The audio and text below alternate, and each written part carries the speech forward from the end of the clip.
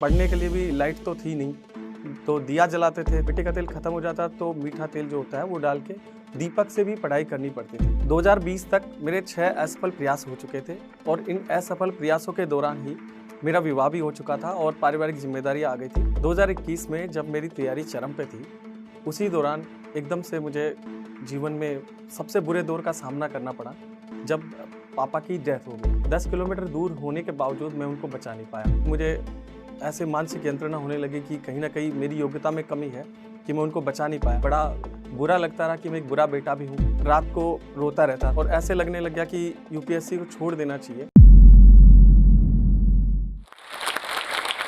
2015 में एक मूवी आई थी मानसी। हो सकता है आप में से कई लोगों ने वो मूवी देखी हो। मैं अपने व्यक्तिगत जीवन को भी उस मूवी से रिलेट करता हूँ, क्योंकि उसी समय मैंने भी यूपीएससी नामक लक्ष्य को, जो मेरे लिए पहाड़ की तरह ही था, अपनी जीवन का लक्ष्य बनाया और धीरे-धीरे दशरथ मांझी की तरह ही 8 प्रयासों में थोड़ा-थोड़ा खत्म करके और उस पहाड़ को समाप्त करके मैंने अपना लक्ष्य वर्ष 2022 में अपने 8 प्रयासों के बाद यूपीएससी सेवा में चयन होकर प्राप्त किया। नमस्कार, मेरा नाम रामभजन कुमार है। मैं दिल्ली पुलिस में हेड कांस्टेबल हूँ और यूपीएससी द्वारा आयोजित सिविल सेवा परीक्षा 2022 में मैंने 667वीं रैंक के साथ सफलता हासिल की है। परंतु मेरा यह संघर्ष दशरथ मांझी की तरह ही तरह-तरह की मुसीबतों से और बाधाओं से भरा हुआ है। इस संघर्ष के दौरान एक 10-15 साल का लड़का, जिसने अपने श्रमिक माता-पिता के साथ पत्थर भी तोड़े और उन्हीं पत्थरों से निर्मित जैसे पहाड़ था दशरथ मांझी के लिए, वैसे ही यूपीएससी नामक पहाड़ की परिकल्पना की और उस कल्पना को साकार भी किया और प्राप्त किया। मैं आपको अपने इस संघर्ष की ओर ले जाता हूँ, संघर्ष की दास्तान सुनाना चाहता हूँ कि किस तरीके से मैंने इस विशालकाय सपने को देखा और उसे पूरा भी किया। जिस तरह से दशरथ मांझी ने पहाड़ तोड़ा था और पहाड़ ही केंद्र में नहीं है, दशरथ मांझी भी केंद्र में है। मेरा जीवन भी दशरथ मांझी की तरह ही अभाव से ग्रस्त रहा है। तो मैं आपको ले चलता हूँ अपने बचपन की ओर। बचपन में माता-पिता श्रमिक थे। पिता आइसक्रीम बेचा करते थे साइकिल पे और माता काम किया करती थी औद्योगिक क्षेत्र में। मम्मी-पापा ने हमेशा ये देखा, रात हो या दिन हो, जहाँ से भी पैसा हो सकता है, परिश्रम किया जा सकता है, तो वहाँ वो करना चाहिए। तो दिन में भी, रात में भी काम करते। मैं उनको काम करते हुए देखा करता था, तो इससे मुझे प्रेरणा हुई कि मुझे भी कुछ करना चाहिए साथ-साथ में। तो जैसे-जैसे मैं बड़ा हुआ तो एक्सपेंसेस बढ़ते गए। बचपन में ऐसे जो अंडरगारमेंट्स हैं, उनके अलावा कपड़े उपलब्ध नहीं हुआ करते थे। तो कुछ टाइम तो ऐसा हुआ कि 3 साल में 1 बार कपड़े मिलते थे, तो उन्हीं से काम चलाया जाता था, पैबंद लगा-लगा के। और जैसा स्टडी का खर्च था, एक्चुअली सरकारी स्कूल में पढ़े हैं, पर फिर भी थोड़ा जो होता था, तो जैसे कट्टे हैं उनके बैग बनाना, तो इन सब से काम चलाते और पढ़ने के लिए भी लाइट तो थी नहीं, तो दिया जलाते थे तेल वाला। मिट्टी का तेल खत्म हो जाता तो मीठा तेल जो होता है वो डाल के दीपक से भी पढ़ाई करनी पड़ती थी। घर था तो खपरेल का घर था, कच्चा घर था। इस अभाव के साथ शुरू हुआ मेरा सफ़र। जैसे ही मुझे वो शारीरिक क्षमता हासिल हुई कि मैं अपने शारीरिक श्रम के बल पे कुछ योगदान दे सकूँ फैमिली के जो ज़रूरतें हैं उनके लिए, तो मैंने डिसाइड किया और घरवालों ने भी कहा कि कम से कम मतलब अपने पढ़ाई का खर्च तो आप निकाल सकते हो, थोड़ा मदद भी मिल जाएगी और इन सब की ज़रूरत भी थी। तो मैं मम्मी के साथ काम पे जाने लग गया और वहाँ पत्थर तोड़ा करता था। इन पत्थर तोड़ने के दौरान मुझे, जैसा कि अनट्रेन्ड था, बच्चा भी था, तो चोट लग जाया करती थी। अपना खून बहता हुआ मैंने खुद देखा है और उसके बाद खून से मैं पसीने पे आ गया।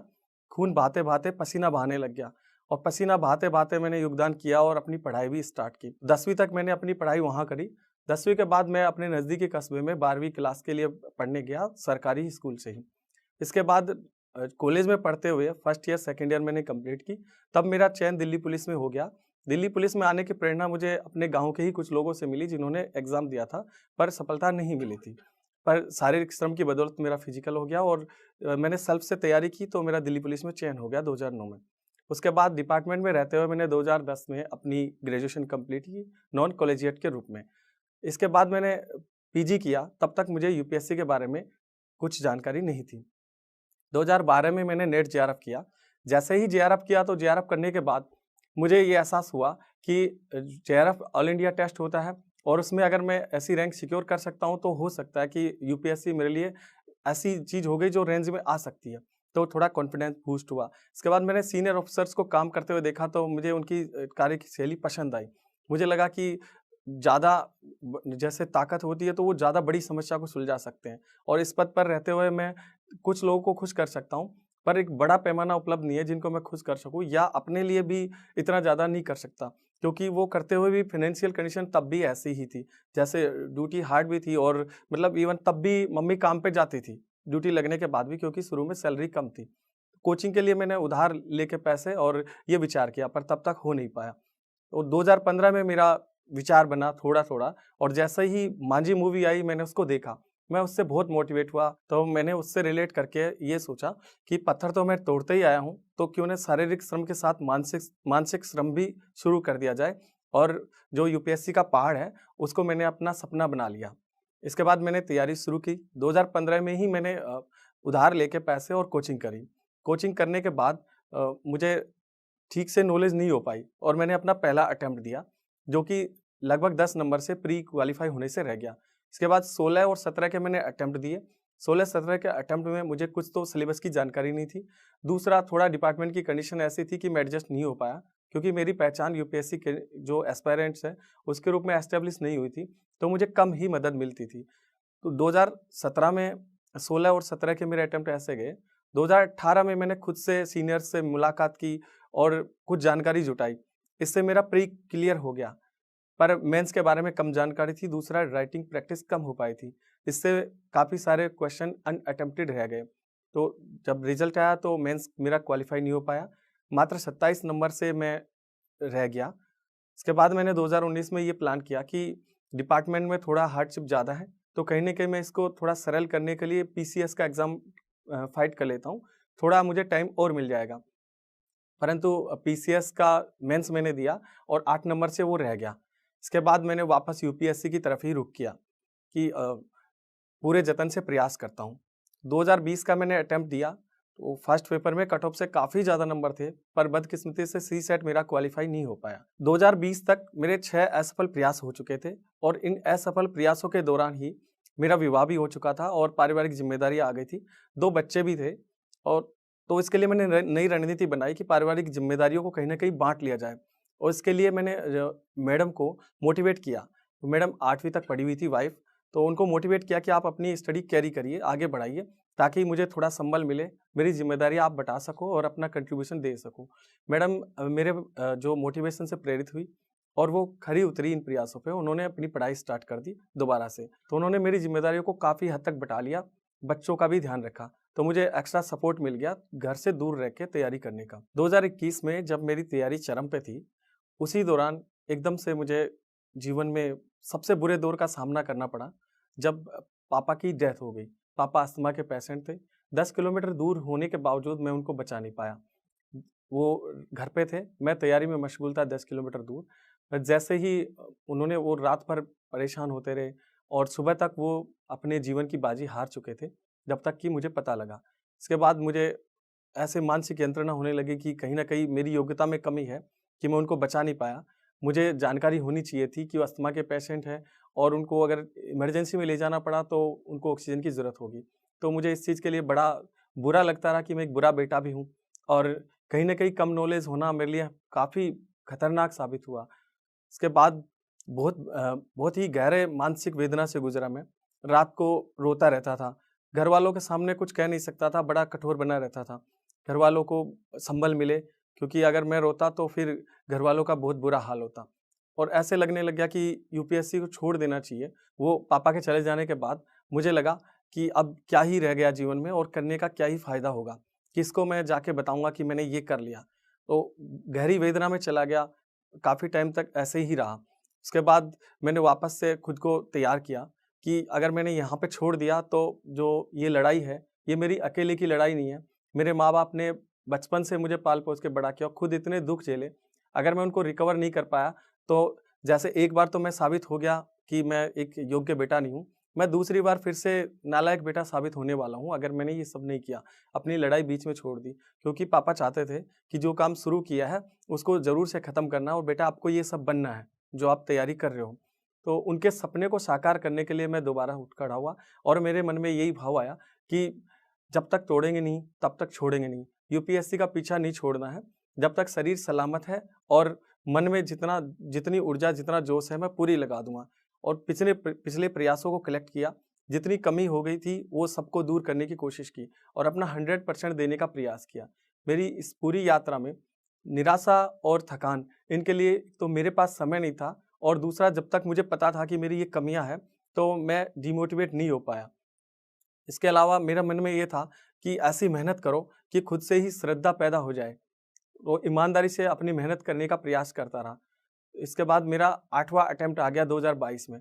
इतना सब मानसिक तौर पे लड़ाई जीतने के बाद फिर मुझे अपनी स्टडी को कंटिन्यू करना था। स्टडी को मैंने परफेक्टली प्लान किया, जिसमें जो तैयारी के तीनों चरण हैं, उनकी तैयारी के लिए शुरुआत से ही शुरू किया। इसके अलावा ये यूपीएससी को एक लाइफ़स्टाइल के रूप में अपनाया कि मुझे खुद को चेंज करना है। अपनी वीकनेसेस जो है वो अपने व्यक्तित्व के तौर पे भी दूर करनी है और जो मेहनत में कमी रह गई है वो भी पूरी करनी है।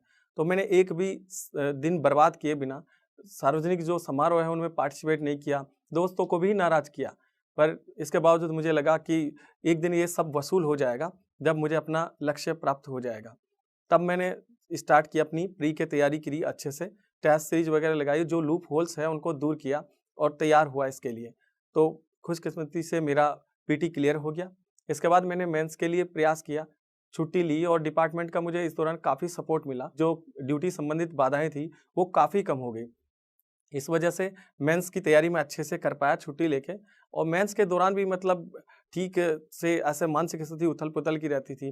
पढ़ते-पढ़ते एकदम से पापा याद आ जाते और कहीं न कहीं लगने लग जाता कि टूटा-टूटा सा नज़र आता। फिर बच्चों से बात करता, बच्चों से बात करने के बाद लगता कि कहीं न कहीं बच्चों के साथ भी अन्याय हो रहा है, कितना लंबा पीरियड हो गया, उनको टाइम नहीं दे पा रहा और वो मेरे बिना ही बड़े हो रहे हैं। तो ये सारा इमोशनल सा होता, फिर इसको कंट्रोल करता मैं कि नहीं, अगर ये थोड़ा टाइम और नहीं किया तो ये सचमुच में ही उनके जो 7-8 साल है वो खो जाएँगे। पर अगर मैं खुश रहा जीवन भर, मैंने अपना टारगेट अचीव कर लिया, तो मैं उनको वो दिन लौटा सकता हूँ और जो बचे हुए दिन हैं उनमें उनको अच्छे से रख सकता हूँ। इसलिए मैंने दोबारा से अच्छे से मेहनत की, तो मेरा मेंस भी क्लियर हो गया।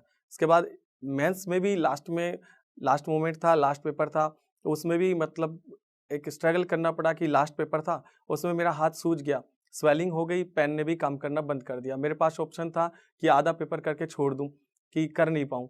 तब मैंने डिसीज़न लिया कि नहीं, मैं ऐसे मेहनत को ज़ाया नहीं जाने दे सकता, और अपने दिमाग से सोचा कि नहीं, मुझे सारे क्वेश्चन अटेम्प्ट करने चाहिए, चाहे छोटे-छोटे ही कर लूँ। तो वो स्ट्रैटेजी काम आई और मैं मेंस क्वालीफाई कर पाया। इंटरव्यू हुआ, इंटरव्यू की तैयारी की मैंने।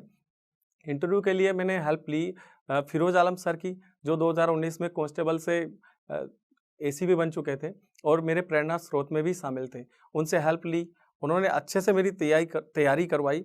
पर्सनली उन्होंने ये विश्वास व्यक्त किया मेरे में कि मुझे आप पे भरोसा है कि आप बेहतर करोगे, और वो भरोसा जो उन्होंने व्यक्त किया वो मुझे सच्चा लगा। इसने मुझे बहुत प्रेरित किया और मुझे सेल्फ मोटिवेट होने में मदद मिली। मुझे लगा जब इतनी यात्रा पार कर आया मैं, तो आगे तो थोड़ा ही बचा है, तो वो भी मैं कर सकता हूँ। और फिर से मुझे दशरथ मांझी याद आ गए कि पहाड़ तो तोड़ के ही रहना है, बीच में छोड़ना बिल्कुल नहीं है। और इस तरह से 2022 में मुझे अंतिम रूप से 667वीं रैंक के साथ सफलता हासिल हुई। अपनी इस कहानी को, अपने जीवन संघर्ष को मैं सोहनलाल द्विवेदी जी की कुछ पंक्तियों के माध्यम से कहना चाहूँगा, जिन्होंने मुझे निरंतर प्रेरित भी किया और जो मेरे जीवन संघर्ष को अच्छे से व्यक्त भी करती है, और मैंने उनको सही साबित भी किया है। नन्ही चींटी जब दाना लेकर चलती है, चढ़ती दीवारों पे 100-100 बार फिसलती है। मन का विश्वास रगों में साहस भरता है, चढ़कर गिरना, गिरकर चढ़ना ना अखरता है। आखिर उसकी कोशिश बेकार नहीं होती, कोशिश करने वालों की कभी हार नहीं होती। इन पंक्तियों ने मुझे तैयारी के दौरान निरंतर प्रेरित किया और रुकने से, थकने से रोके रखा, और इन्हीं पंक्तियों को मैंने सत्य साबित करने के लिए निरंतर संघर्ष किया। और यही पंक्तियाँ आप लोगों के लिए भी जीवन सार और तैयारी के लिए एकदम एक मोटिवेशन का काम कर सकती है। और मैं यही चाहूँगा कि मेरी तरह आप भी इन पंक्तियों में विश्वास रखें, भरोसा रखें और इनको साबित करने की कोशिश करें। आपको आपका लक्ष्य ज़रूर हासिल होगा। अंत में जॉस टॉक यूपीएससी की टीम की तरफ से आपके लिए एक मैसेज है, जो हो सकता है आपकी तैयारी में महत्वपूर्ण मदद कर सके। धन्यवाद।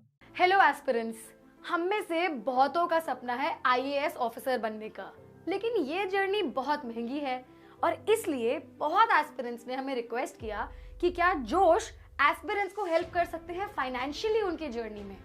तो इसलिए जोश टॉक्स ने कांटेक्ट किया इंग्लिश मीडियम के लिए केएसजी आईएएस के खान सर को और आईएएस हब के एमके यादव सर को। और हिंदी मीडियम के लिए निर्माण आईएएस के केडी सर को। आपने शायद नाम तो सुना ही होगा। Khan sir, MK Yadav sir और केडी सर तीनों ही यूपीएससी के बहुत ही शानदार टीचर्स हैं जो दिल्ली में ऑफलाइन और ऑनलाइन दोनों पढ़ाते हैं। एमके यादव सर की एक बहुत famous student Ritika Jindal ma'am ने 2018 में AIR 88 हासिल किया। उन्होंने जोश टॉक्स भी दी है। उनके और बहुत से स्टूडेंट्स ने भी जोश टॉक्स दी हैं जो कुछ ही टाइम में रिलीज होंगी। खान सर और KSG IAS को तो इंट्रोडक्शन की जरूरत ही नहीं है। देश के सबसे जाने माने और रिस्पेक्टेड इंस्टीट्यूट्स में से है KSG। टीना डाबी, शायद आपको नाम याद होगा, सर की स्टूडेंट रही थी। केडी सर के भी बहुत स्टूडेंट्स ने यूपीएससी में टॉप रैंक्स प्राप्त की हैं। कुछ ही समय में सर के भी बहुत से स्टूडेंट्स की टॉक्स रिलीज होने वाली हैं। तो हमने तीनों सर को कांटेक्ट किया और रिक्वेस्ट किया कि जोश की फैमिली के लिए अगर वो एक बहुत ही बड़ी स्कॉलरशिप दे पाए, क्योंकि अब 24 में जो भी अटेम्प्ट देना चाहते हैं उनके लिए तैयारी करने का टाइम आ गया है। हमें बहुत ही खुशी है कि तीनों सर ने जोश की टीम को इसमें सपोर्ट किया है। जोश की फैमिली के लिए तीनों सर हमें स्कॉलरशिप प्रोवाइड करेंगे, यानी कि वही क्वालिटी एजुकेशन जिसकी फीस लाखों में जाती थी अब हम अफोर्ड कर पाएंगे। ये हेल्प वैल्यूएबल है सबसे ज्यादा हम नए एस्पिरेंट्स के लिए, जिन्हें फाउंडेशन कोर्स करना तो है लेकिन लाखों की फीस हम अफोर्ड नहीं कर सकते। जोश फैमिली की ये स्कॉलरशिप पाने के लिए हम नीचे दिए गूगल फॉर्म को फिल कर सकते हैं। जब आपको कॉल आए तो प्लीज मेंशन करना मत भूलना कि आप जोश फैमिली का पार्ट है, ताकि आपको ये स्कॉलरशिप मिल पाए। जोश टॉक्स को बहुत गर्व है कि अब एस्पिरेंट्स को जोश सिर्फ कहानियों से नहीं बल्कि असलियत में फाइनेंशियली सपोर्ट कर पा रहा है। जोश टॉक्स का सपना कभी भी सिर्फ टॉक्स बनाना नहीं था। जोश का मानना है कि हम सब में एक काबिलियत है अपनी जिंदगी में कुछ बड़ा हासिल करने की, मगर कुछ परिस्थितियां हमें ये अपने अंदर के टैलेंट को बाहर आने नहीं देती। लेकिन अब कम से कम हमारी फाइनेंशियल स्थिति हमें अपने आईएएस के सपने से रोक नहीं सकती। जोश टॉक्स एक बड़े भाई की तरह है, हर वक्त हम सबको जिंदगी में आगे ले जाने के प्रयास में लगा रहता है। आप जाके बस अपना 100% दीजिए, एक भी दिन जाया ना होने दें, बाकी सब जोश के हाथ में। जय हिंद।